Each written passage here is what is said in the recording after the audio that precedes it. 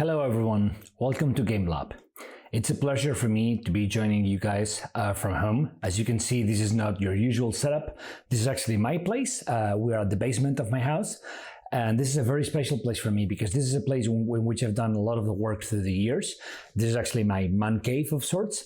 So first of all, I would like to say a big thank you to, of course, Ivan and everyone from Gamelab for inviting me again to give a talk at this show.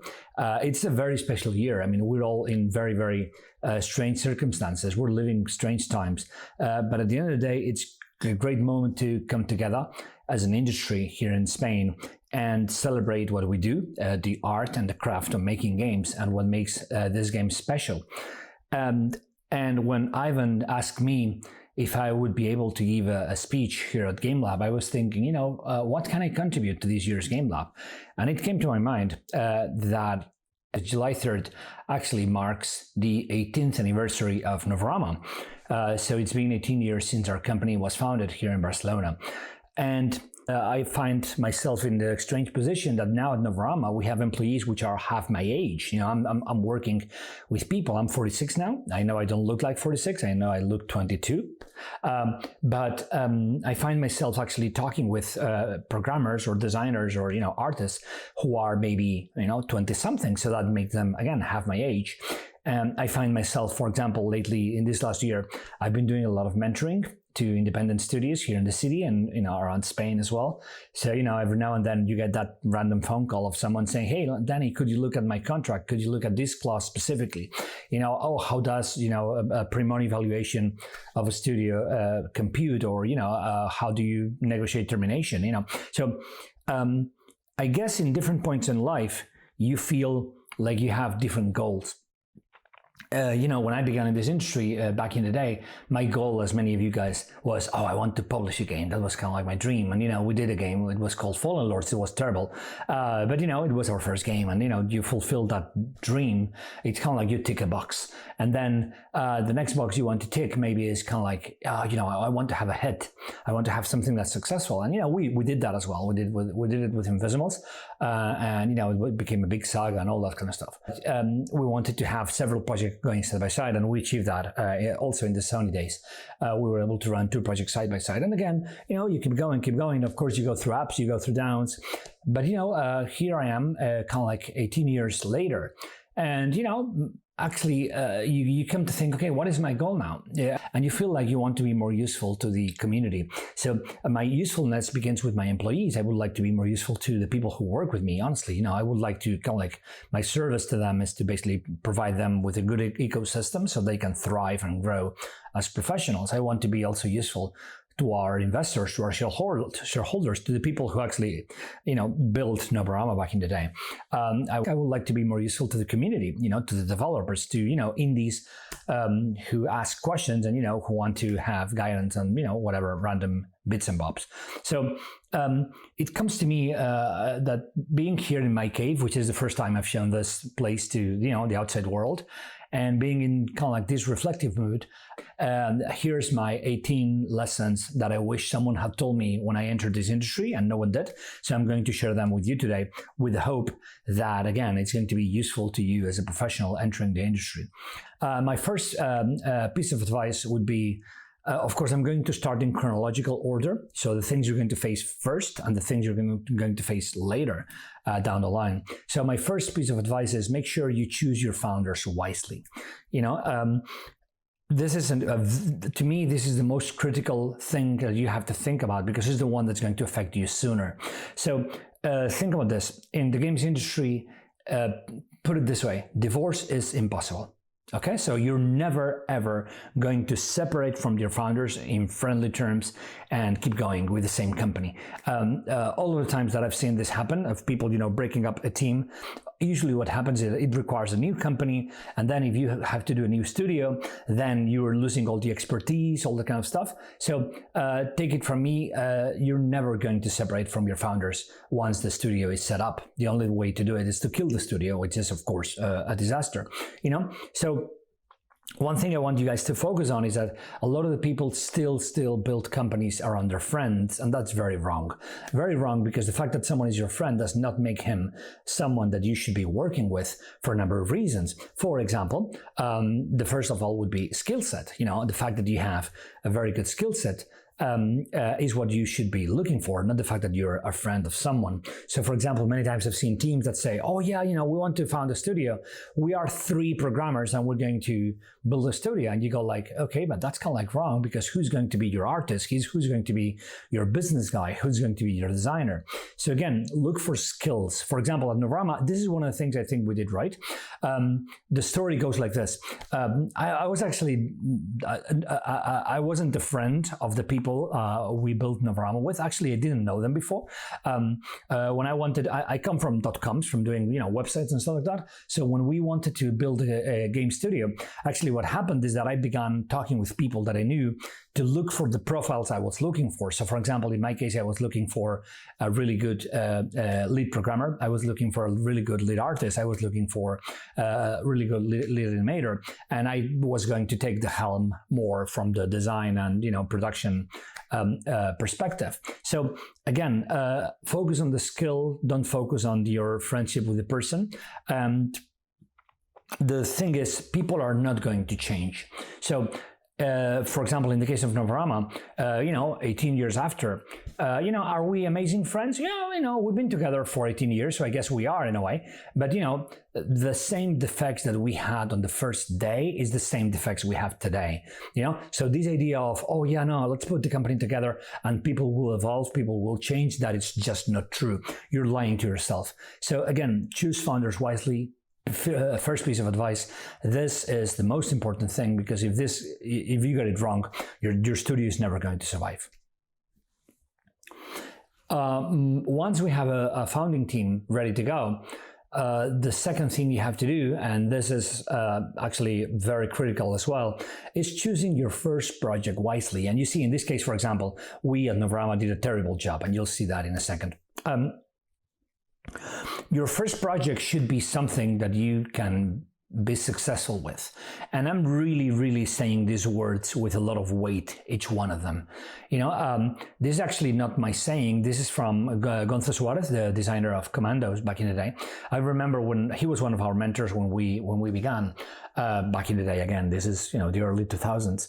And one thing he said, and I think it's perfectly valid still today, is games sell regardless of their complexity. You know, there's very complex games that sell, let's say WoW. There's very simple games that sell, let's say Tetris, and there's all the range in between. So this idea of, oh, my game needs to be complex because this way it will sell more, that's not true. That's factually not true. And so if that is the case, maybe you should be aiming for something easy to begin with. And when I mean something easy, I mean something that you can actually grasp as a first project, and then focus all your efforts on the polish side of things. Because at the end of the day, that's what's going to make your game stand out in the crowd. I mean, there's a lot of games out there. You can make a simple game, but it needs to be polished. I mean, if you look at, for example, mobile games, there's a million games out there, amazing games, most of them, and they're super polished and not about the size. So for example, in our case, we got this wrong. The first thing we did was Fallen Lords Condemnation. This was a game for PC. This was similar to Dynasty Warriors. Terrible choice, way too complicated. What happened? Because it was way too complicated, of course, the game was too big for us, we were unable to balance it properly, we were unable to test it properly, and then we ended up with a product that looked raw, that looked like a beta. It didn't look like a finished product. You don't want that. So for example, a few weeks ago, I was actually mentoring some guys, and these guys, they were telling me their story, the story goes like this. You know, they're a new team, and they are 15 people, all new to the industry, and they're trying to do kind of like an MMO in the same vein as Fortnite. Is this a good idea? No, it's not. Okay, so think simple. There's a million games out there that are waiting for you to make them. So don't do your dream game. Oh, this idea of, oh, it needs to be my dream game because I will be motivated. That is just not true. Any game you do is going to motivate you. Making games is super fun, no matter what the game is. I've done games for kids. I've done games for grown-ups. I've done games for girls. I've done all sorts of games. And you know what? At the end of the day, they're all fun to make. So choose something simple, make it super well, so that you succeed in the first project. Because I would say that aside from the fact of choosing your founders in the wrong way, the next big hit that can happen in a company is not being able to deliver the first game, and that's a no-no. I mean, a lot of studios never deliver the first game. They just basically try to work on something, doesn't work, bail out, and then the studio goes under, and that's a big shame. So again, second advice, choose your first project wisely. So here comes my third advice. Always be ready to pitch and make sure your pitch is short. If you cannot tell me about your game in sub 20 seconds, it's just not going to be worth it. Think about this. At the end of the day, any game is something that's supposed to grasp the people's attention. So if the idea takes too long to explain, most likely gamers are going to find something else which is easier to grasp, and they are going to go with that one instead. So many times I find, especially newbie teams, and they tell you about their game, and either the story, so the idea is too complex, or they haven't rehearsed the pitch enough so that it takes a long time for them to explain the idea. So work on your pitch, make sure your idea is simple enough to be able to pitch rapidly. And if it's not, rehearse, and subtract elements until you can explain your game in very, very quick terms. So for example, in the case of, again, and this has nothing to do with the complexity of the game, it's just about a matter of how quickly are you able to explain the idea to someone else. So again, I'm going to give you two examples here. First one is, of course, Invisibles. Invisibles is considered to be, a quite creative game. It's quite unique. But if you think about it, it's just very simple. It's we are surrounded by invisible creatures and your console can see them. You see, it took me about 10 seconds to explain the idea, and that's what you want.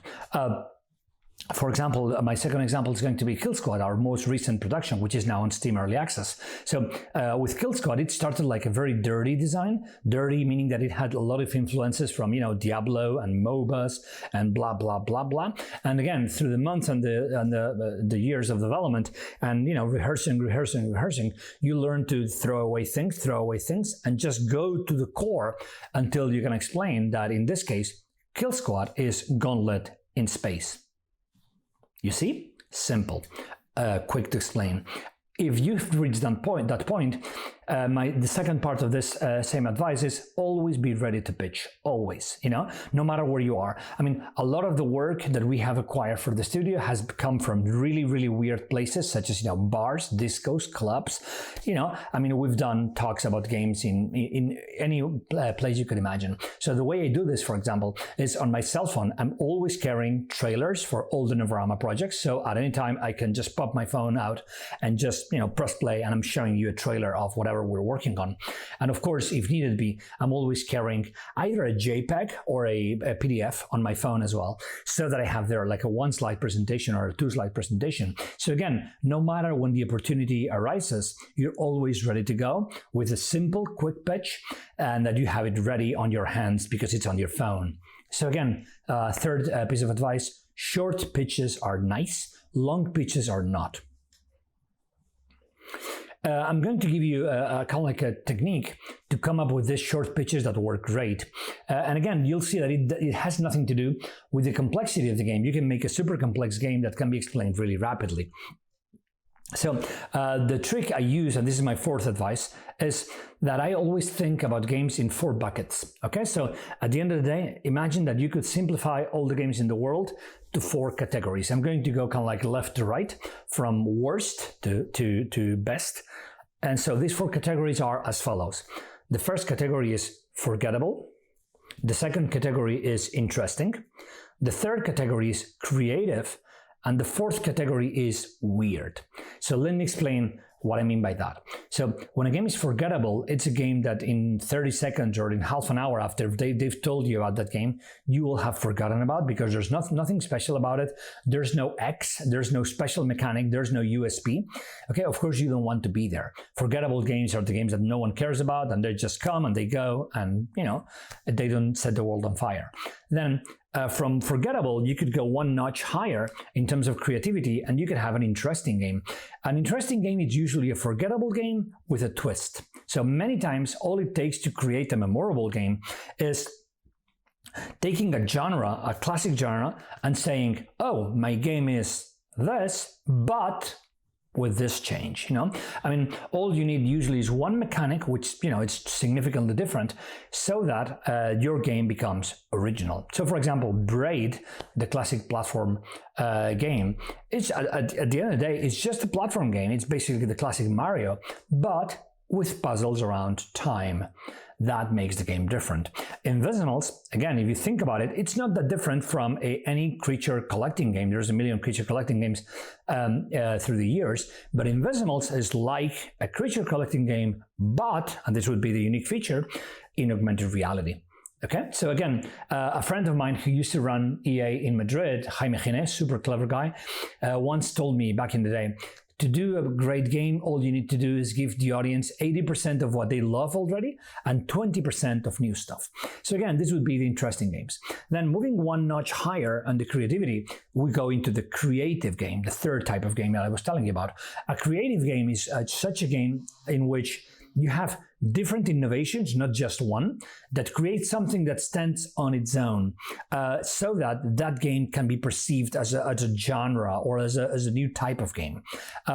There's a few of this, but for example, I'm going to give you an example here, which would be Obra Dinn, the game by Lucas Pope that came out a couple of 3 years ago. In the case of Obra Dinn, you have a creative game. Why? Because we have a mechanic, which is this idea of freezing time and going back in time to solve the mystery of the ship. So that would be one creative angle there in terms of mechanics, but also the looks of the game are also very unique. So in this case, for example, again, it's not just interesting, it's creative. So once you get into the creative, the issue that you need to keep an eye on is that, again, you don't want to be forgettable, so it's better to move into interesting, of course. Once you move into the creative, of course, creative games, they have a big demographic. So, for example, Obra Dinn was a very successful game. But you risk falling into the fourth category, which is the weird. When a game is weird, and I'm not saying this is as a criticism, it's just a statement of fact, there's games out there that by trying to innovate in too many places, they just become too unique. And then when a game is too unique, it's a little bit complicated for players to understand how to play the game. And so in this case, that's something you need to keep an eye on, which is you want to be original, you want to be creative, you don't want to be too original or too creative. And don't worry about it, because at the end of the day, again, there's amazing games out there that are not that different from any other game before. So for example, if you look at Inside by Playdead, amazing game. But you know what? Inside by Playdead is just a platform game with interesting mechanics and a very gloomy atmosphere. So again, it's not true that you need to make something extremely groundbreaking for your game to be super original, super interesting. There's amazing games out there that have just one innovation, but the innovation being in the right spot makes the game a complete different story. So again, my fourth advice, make sure you understand where your game is in this degree of forgettable and original and creative and weird, and make sure you make the right decisions of where you want to be. Moving on to my fifth piece of advice, this is more to do with production. And I've said this before, one of the best things we did at Novarama is become multi-lane.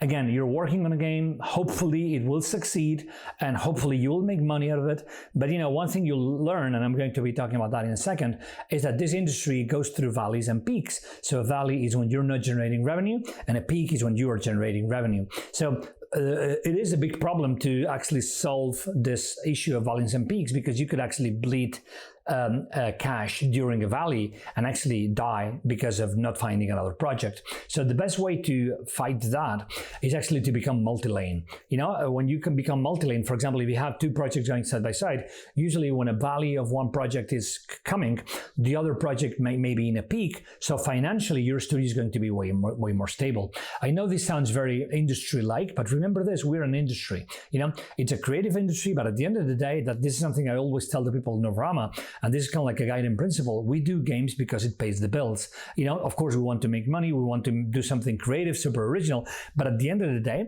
we do games as a job. And so in terms of self-preserving as a company, the best decision you can make once you've shipped your first title is become multi-lane. Because if you do this, you're going to diminish very vastly the risk of a cancellation. So for example, in the case of Novrama, I can tell you about our story. Novrama in 18 years has had 4 cancellations, you know, so as you can see, it's quite frequent. And I don't think we are a strange case. I'm guessing most likely if you ask other studios, the ratio is kind of like similar, you know. So again, you know, my 5th piece of advice: become multi-lane to avoid going under when there's a long valley. And my 6th advice is I'm going to reiterate this idea of valley and peaks. This is something I learned back in the day at GDC, at the Game Developers Conference. So there was a studio called Vicarious Visions. It was run by 2 brothers, Kartik and Guha Bala. These guys are the guys who did Skylanders. They did a lot of really good games in the 2000s. And they gave a talk at GDC back in the day for studio directors. And the talk, the subject of the talk is, you know, the key decisions you need to make to make your studio successful. And they explained this idea of valleys and peaks that I've used ever since on my talks. And the way they explain this, and I think it's a very beautiful way to explain it, and this is the one I'm going to share with you guys now, is always be aware of something that they call the cost of replacement. Think about this. Imagine you have a studio that has, let's say, 10 people. Okay, and imagine that you're running a project and that project is canceled. So what you need to think, and this is the cost of replacement, is if the project is canceled, how many months do you need to find another project that generates revenue, so that this is going to help you define how big is the financial gap that you're going to need to cover. So for example, again, if you have 10 employees and you think it will take you, let's say, 5 months to get another gig going, you need to think that your cost of replacement is the cost of your people, 10 people, times 5 months. You know, let's say that this cost, I mean, I'm just making this up just for the sake of example. Let's say that this cost is, I don't know, 100K. Then you need to be very aware that your cost of replacement is 100K. So what you need to do as a first step, once you become multi-lane, is make sure that your reserves of cash at the studio never go below your cost of replacement. This is very straightforward. If your reserves of cash go above the cost of replacement, what's going to happen is that you're always going to have enough money to solve any sort of cancellation, any sort of disaster, because you'll be able to find a client before you run out of money. And it's not true the other way around. So again, things of valleys and peaks, things in terms of cost of replacement, that's going to be extremely useful for you guys down the line.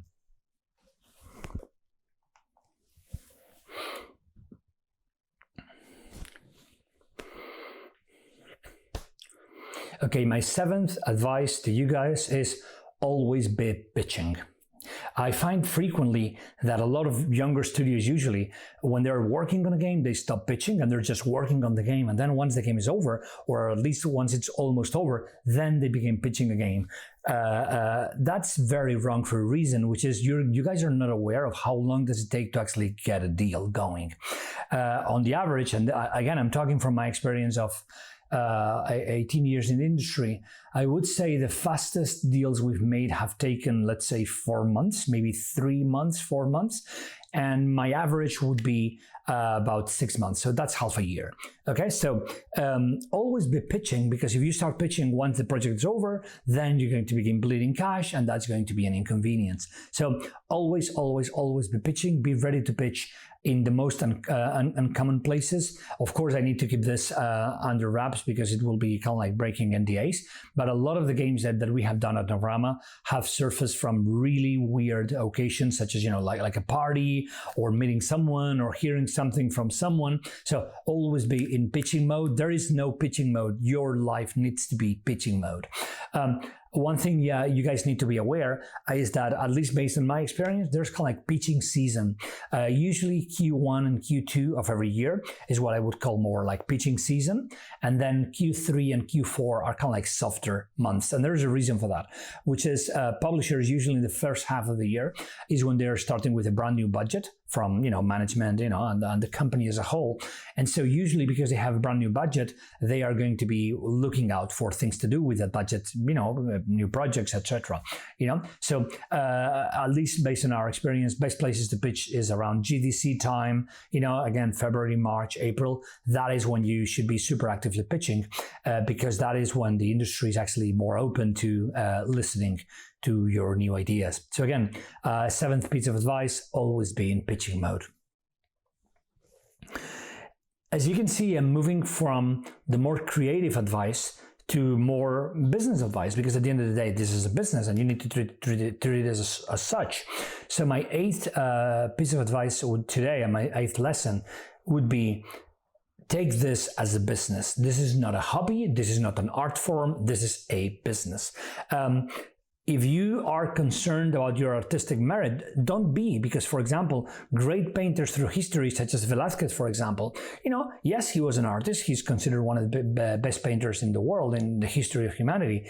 At the same time, of course, he was paid for his work, and he was actually paid really well. So again, the fact that you consider yourself an artist does not undermine the fact that you should be paid and you should be looking at this as a business. So I'm going to give you guys an exercise to do, at your own studio. And this is going to tell you, kind of like it's a reflection of if you're taking your company as a business or you're still a little bit immature. So if you take your company as a business, you should always have at hand 4 numbers. Okay, I'm going to tell you the 4 numbers.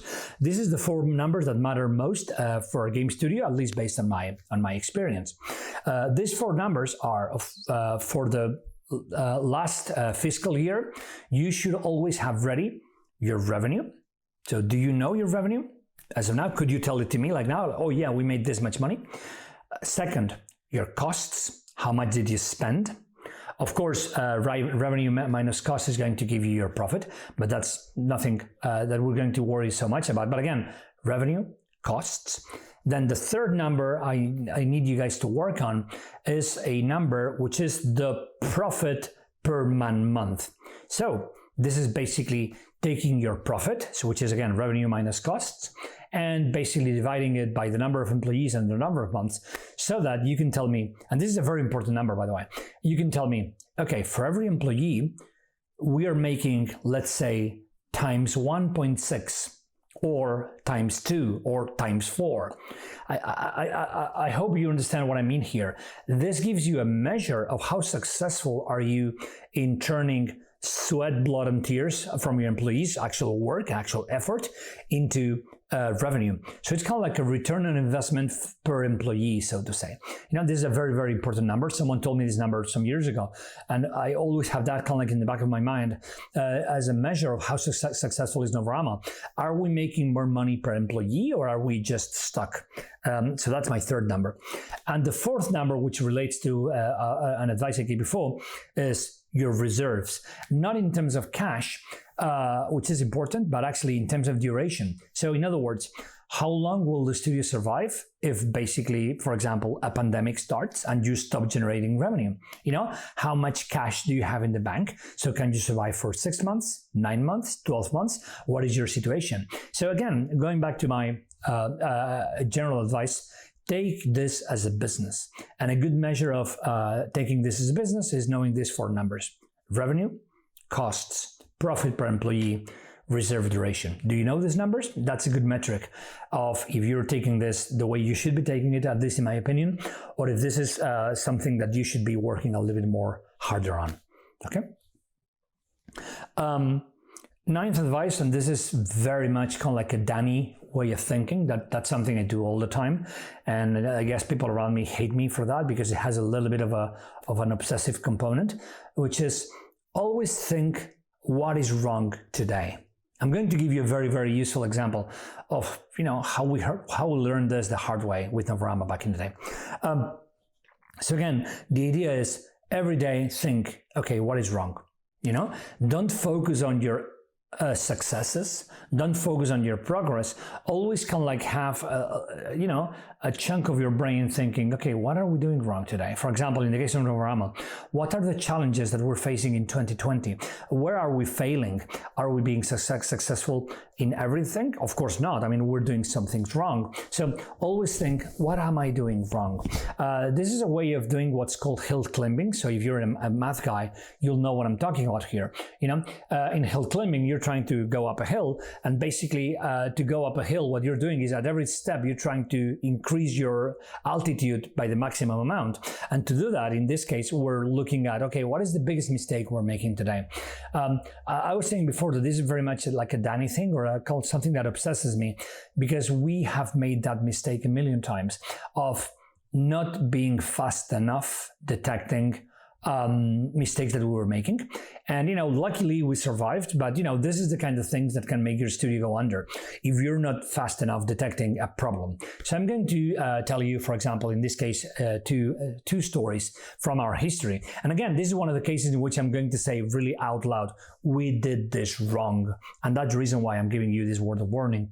So for example, in my first example, this is a story about a game we did on Nintendo, which was called Music Monsters. So maybe you guys have played it, maybe you remember it.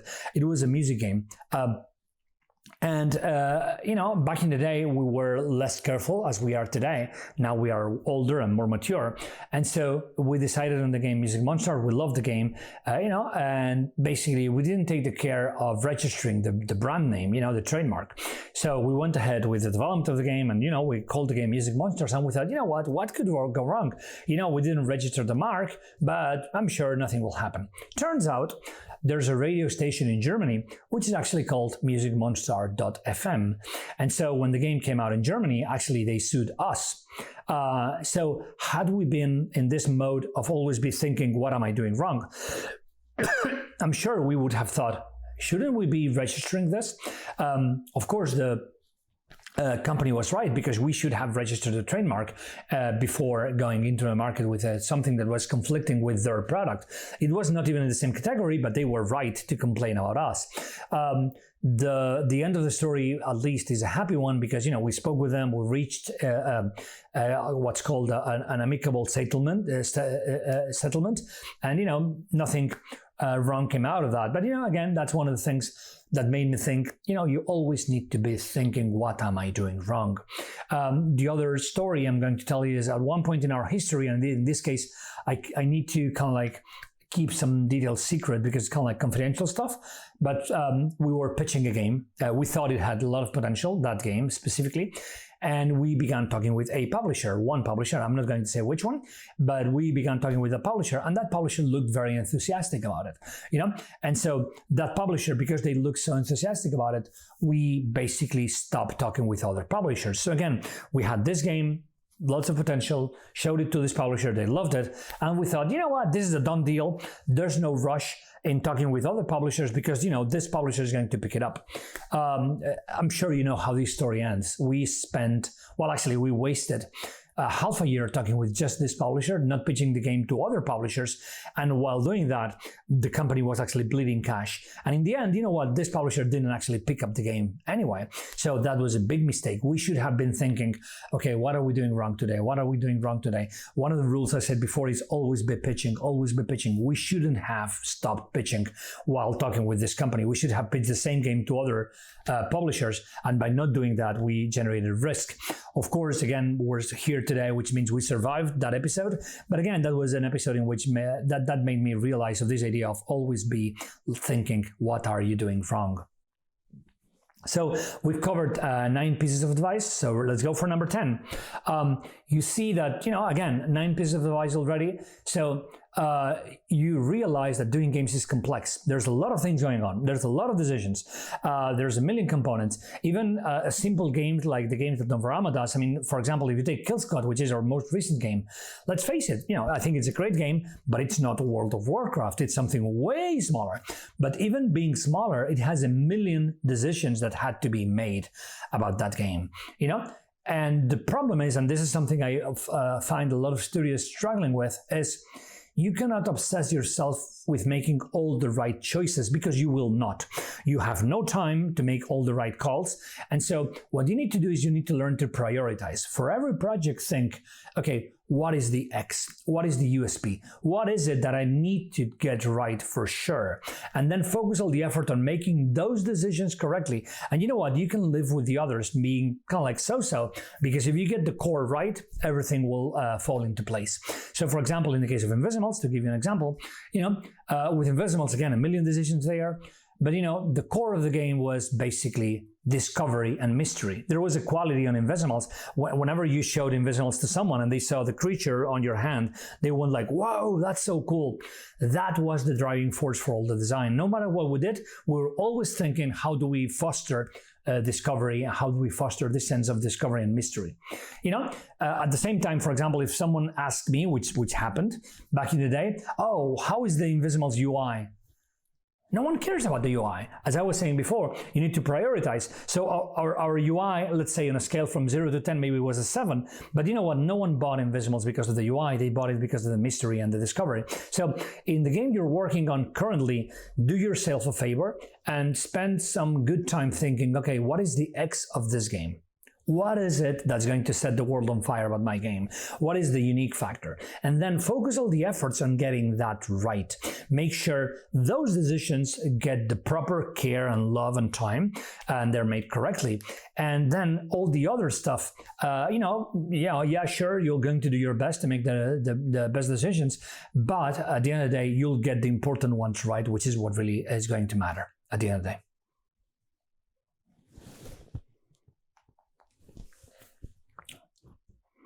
So this is quite a journey. I hope you're finding this interesting. So let's go with my 11th piece of advice. And this is one that we've made right and wrong depending on the game. And it's going to present itself to you for sure if your studio lives a long life, which is always be ready to kill a project. Understand when a project should be cancelled and when a project should be kept alive. There's a difference, and there's kind of like a red line between a project that's evolving and at some point in the future will make sense, and a project that's kind of like stuck, it's stalled, it's going nowhere. So if a project that you're working on is going nowhere, act fast, kill the project, focus on something else. Because if not, we're going to be spending money and you're not going to be able to implement the change that's going to make your game succeed.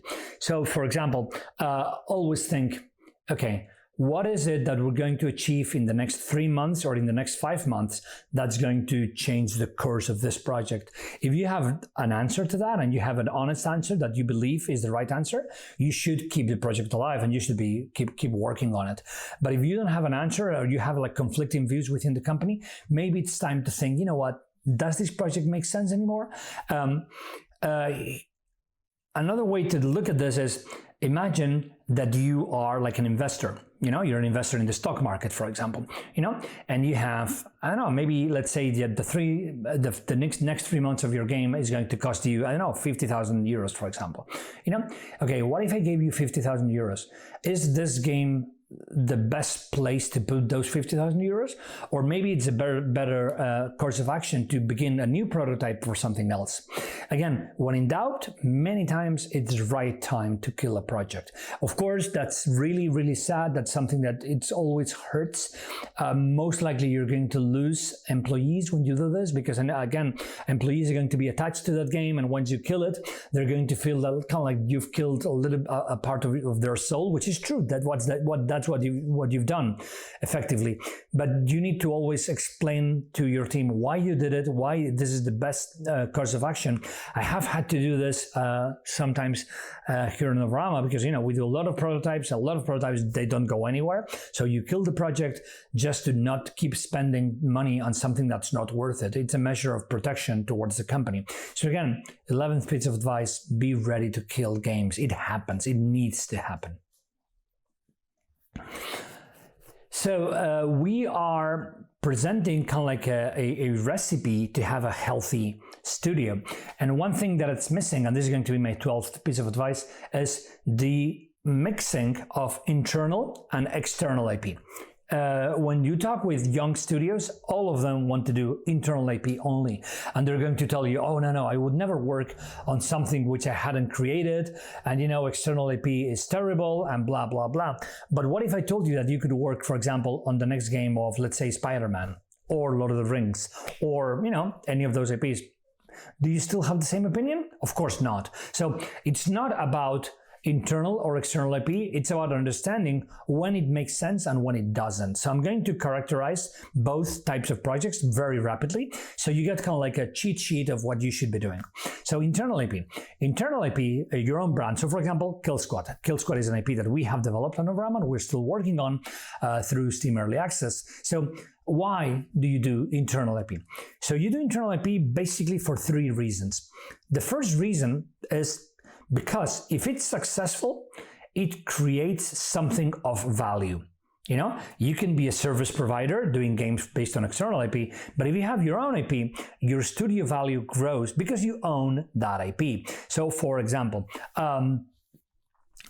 any game that you build and that's owned by you, of course, when the time comes and you're talking, for example, with an investor or something like this, and they're going to value your company, they're going to ask you, okay, what do you own? Are you going to say, oh, I own, let's say, Killsquad, or I own, any IP that you guys are working on?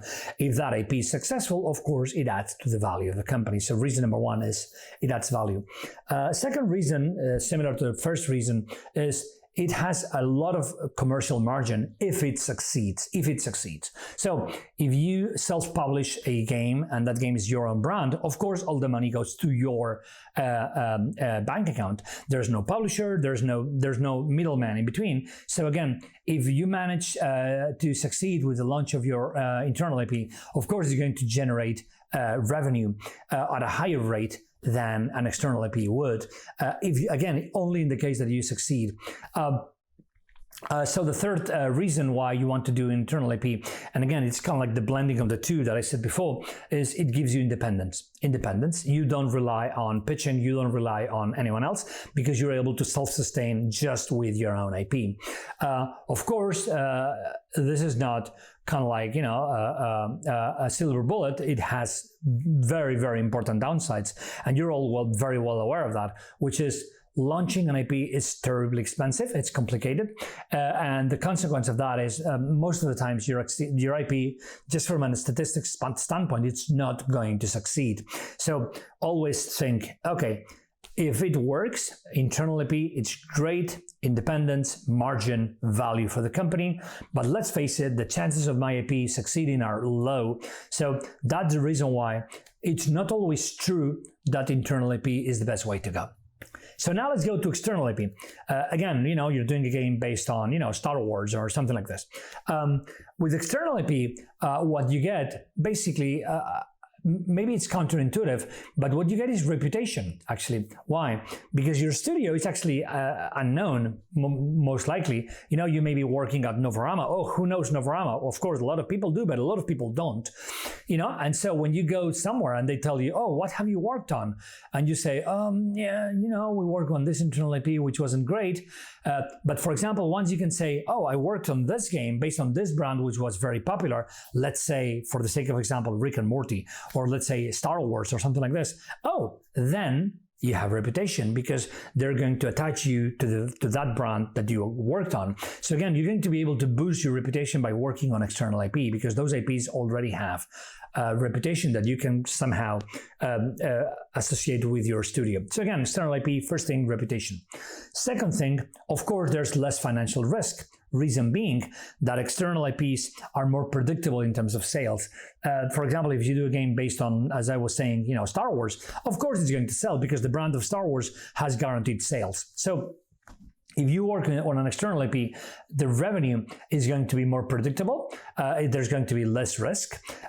So it's easier for you to know that you're going to make a good business. Whereas on an internal IP, you never know what's going to happen because your IP could go, well, or it could be a disaster. Sorry.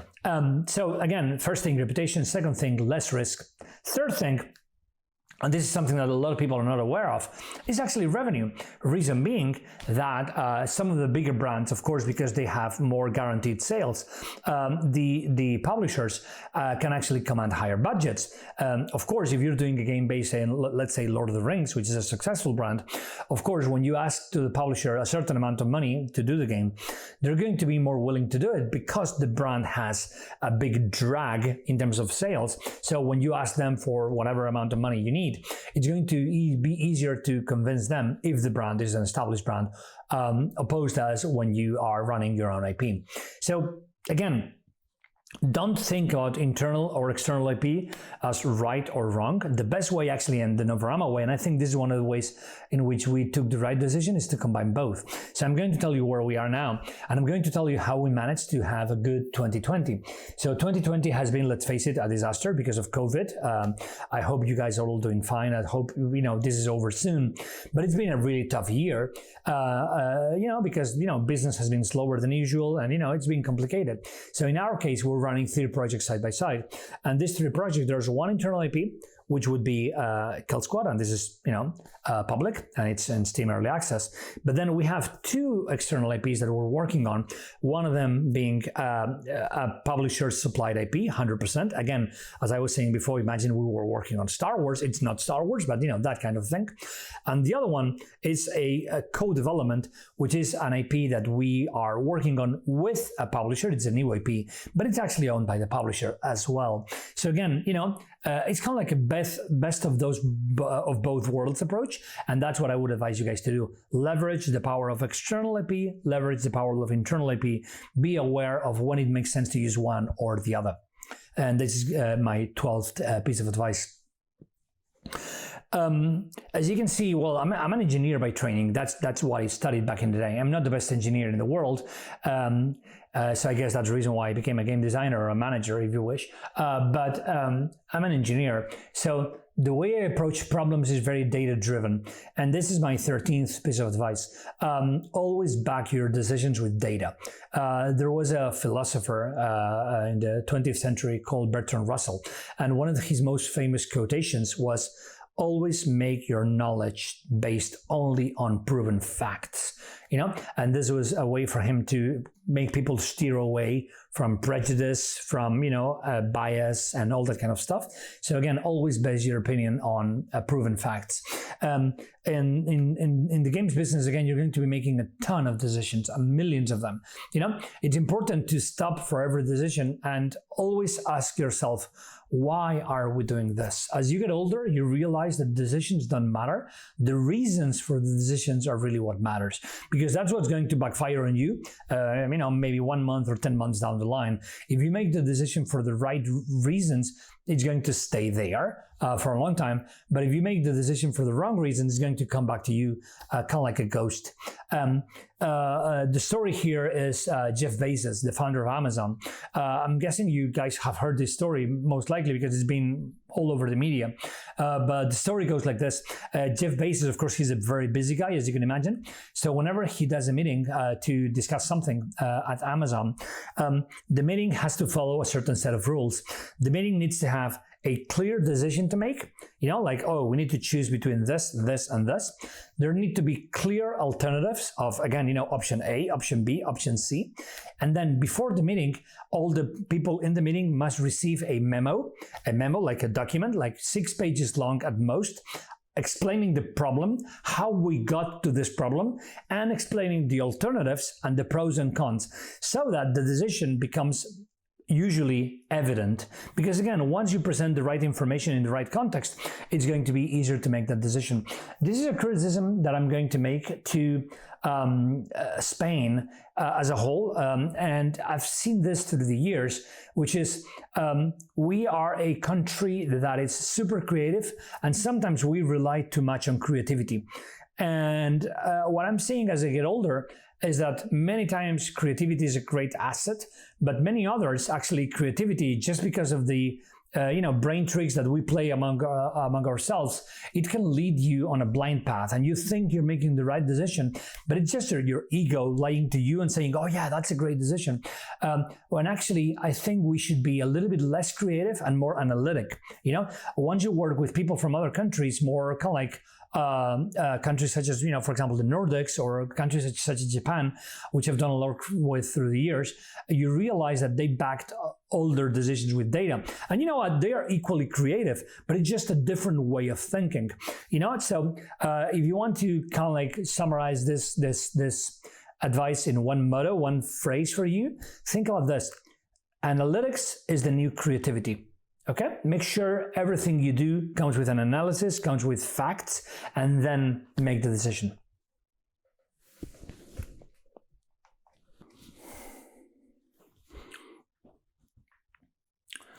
Number 14, what is your focus? What are you good at?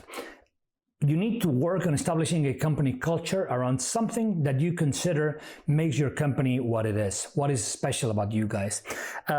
Many times you talk with studios and basically you ask them, what is your reason to exist? And they don't have one. And, they kind of like blurred. Many others, you find people and you talk with them and say, what is your focus? And they tell you something that, as I was saying before, it's not backed by data. So I'm going to give you an example, which is very, very classic, very frequent. Many times when I talk with young studios and I tell them, hey, what is unique about you guys? One of the most frequent answers is, oh, technology, we're amazing programmers. So we're going to build this amazing engine and, it's going to set the world on fire. You would be surprised of how many times I hear this story even now in 2020. And it's funny because I'm an engineer, as I said before. I work with a lot of engineers, and this is kind of like a brain trick they're playing on themselves. Engineers love to solve problems, and many times they're solving problems that someone else has solved before. So in this day and age, whenever someone tells me, oh yeah, our focus is going to be technology, my answer immediately is, why are you guys not using Unity? Or why are you guys not using Unreal? Are you better than them? And it's a very good way to test the maturity of a team, because when they tell you, yes, we are better, it's kind of like, no, you're not. I mean, you're not going to be better than Unreal doing game engines. That's their job. They have hundreds and hundreds and hundreds of people doing it. So there's no way you're going to be able to compete, So again, forget this example about technology, but go back to my main point is, what is your focus? What is it what you do? And what do you want to really become really good at? And of course, make sure you're not led by passion, but you're led more by facts. Make sure that whenever you say, oh, our focus is this, and people ask you why, you're able to say, for example, oh no, our focus is our direction. And then you ask why. And for example, this would be a great example. If you look at Chris, the team at Nomada Studio, you say, oh, our focus is our direction. And you ask them why, and they show you the work they do, and you go like, yeah, makes sense. That's what you are. You're a studio that has amazing art direction. So again, define a focus, make sure it's based on facts. That's my 14th advice for today. And tied to this previous example, I'm going to give you my 15th advice, which is something we don't do that well on Novarama. We're doing it really well now, luckily, but it took us, some hits to actually get there, which is the idea that you need to accumulate knowledge, not substitute knowledge. What I mean by that is, every game you do is a new story, it's a new adventure, but you need to make sure that every game you do is basically founded on previous game you've done, so that every game you do accumulates knowledge and you become better and better and better at your craft. If you think about it, a good example of this is Beyonce. Beyonce, the singer, she has been singing all her life, and she has always been singing the same type of stuff, with Destiny's Child, and when she was actually a kid, and now as a singer. So if you think about it, by doing kind of like the same style of music, in this case R&B if you wish, or soul if you wish, she's just getting better and better and better because she's refining her craft. Another metaphor that I use for this is, remember when you were a kid and you played on the beach? I remember when I was a kid, on the sand, there's this part of the sand which has like wet sand, and we picked wet sand with our hands and we let it go like this, and it did like a pile of wet sand, and then you could put more on top, and you were slowly building like a pyramid. So make sure every game you do contributes to that pile of knowledge, so that every game you do, you become better and better and better at your craft. So here's our story. So for example, we were very successful doing this in the Invisibles thing. We were doing augmented reality games for about 9 years, I would say. And I still consider Novarama to be, I guess, one of the best teams in the world to do augmented reality because of all the knowledge we were able to accumulate. So that's one example when we did it right. We've done it wrong so many times that it hurts me to think about it. But for example, in the recent years, we have been focusing very much on Unreal Engine. So here in Novarama, the last 3 games we've done are based on Unreal. And as you can see, as I was saying before, every game we do, we get better and better and better at Unreal. And so we're able to churn out prototypes and demos and products actually faster and faster and faster, because every time we're starting with a better spot because we're accumulating knowledge. So again, 15th piece of advice: accumulate knowledge, don't substitute knowledge. I know it's more fun to do every game differently, so that you do a shooter and then maybe you do a game with ponies, and then your third game is an RPG and your fourth game is an RTS, but that is actually counterproductive in terms of building up a studio knowledge base. So again, accumulate knowledge. So we have 3 more pieces of advice to go. My 16th piece of advice is make friends. Make friends. It's impossible to know everything about all the fields in this industry. It's just way, way, way too big. And so make sure that you surround yourself with people that can complete your knowledge. So for example, I think I'm reasonably good at game design. I think I'm reasonably good at teamwork. But for example, I'm a disaster when it comes to legal. That's not my expertise. I'm not a lawyer. So as you can imagine, Novarama is surrounded by lawyers. We have a UK lawyer, we have a European lawyer, we have an American lawyer. Same thing with financiers. We have people who assist us in all sorts of, VCs and, investors and all that kind of stuff. Because again, that's not what we do best, So don't be arrogant. Don't think that you know everything. You don't. It's impossible to know it all. And begin asking for advice. One of the things I've enjoyed more about this industry is that people are really, really nice. So it's very easy to actually engage with people at, conferences and events, or even places like this at Gamelab, and just meet people who are going to complete your knowledge with something else. So for example, recently, in my case, we have actually come full circle and going back to the start, and now we actually ask for advice from younger people, and this is kind of like interesting and fun. When we released Killsquad about a year ago, we found ourselves that we were indie again after a long time at Sony. So we had to ask to a lot of younger teams who had done Steam launches before we did, and ask them, some ideas of how to make it right.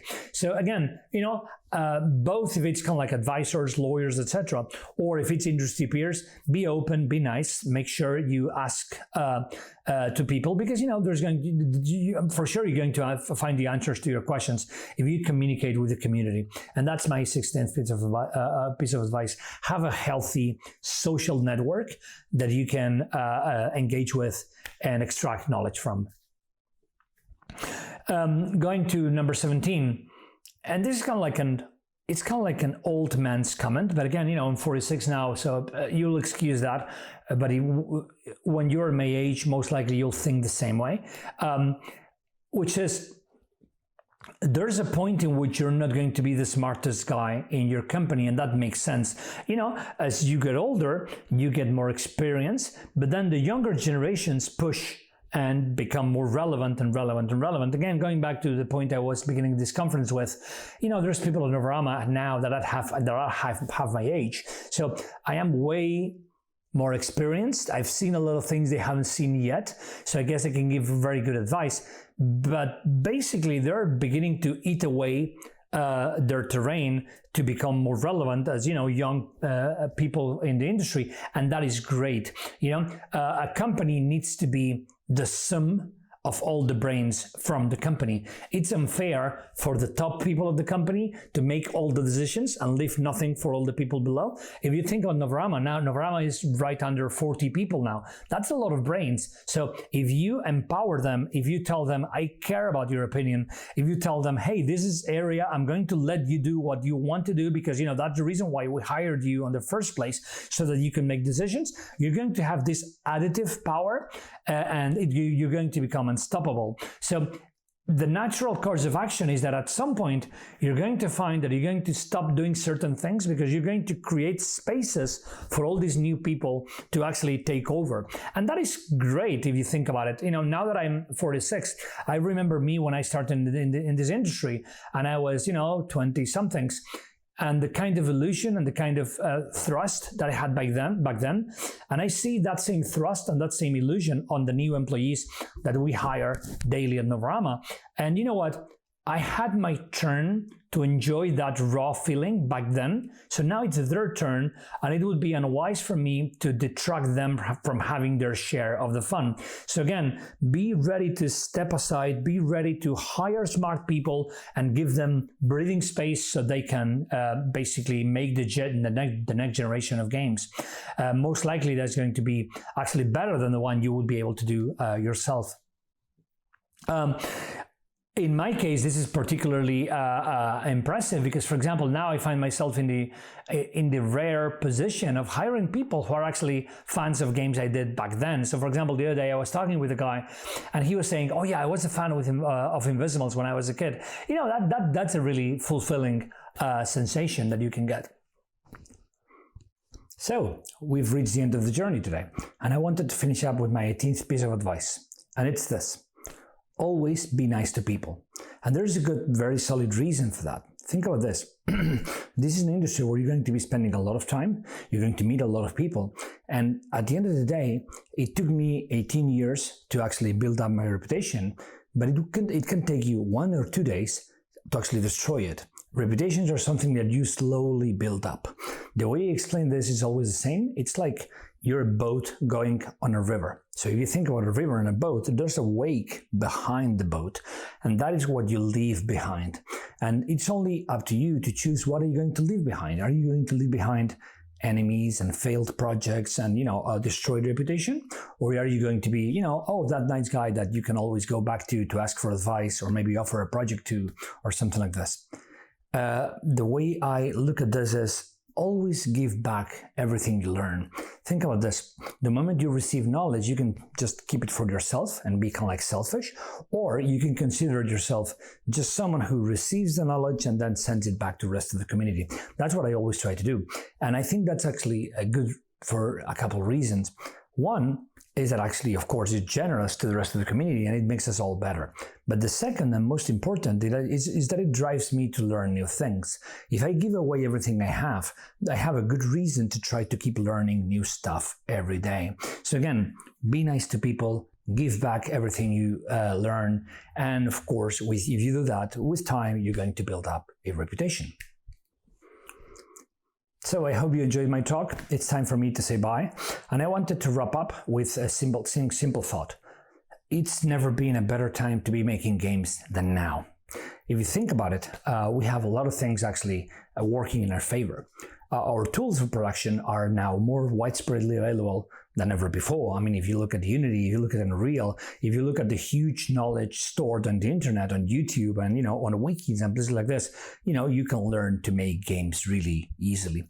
The second thing is that in terms of platforms, it's again easier than ever. There's a million platforms, and all of them are good places to start with. And if we were talking about this 1 year ago, we wouldn't be talking about Stadia, and now we're talking already about PlayStation 5 and so forth and so on. I mean, there's millions of platforms that you can learn how to make games on. Third, if you're here in Spain or anywhere else, studying games is actually easier than ever. Universities such as the one I work for example, which is Pompeu Fabra, or private schools. I mean, training for game development is actually better than ever. And I wanted to part with a very simple thought, which is why. I mean, why is it that there's so many tools? Why is it that there's so many schools? Why is it that there's so many platforms? And if you think about it, modern life, especially, for example, in the course of a pandemic, is stressing, is tired, it can be boring, it can be, difficult at times. But we are the ones that when you go home, we're going to turn you into a hero, we're going to turn you into a warrior, we're going to turn you into a princess. That's who we are, that's what we do. We make people's lives better.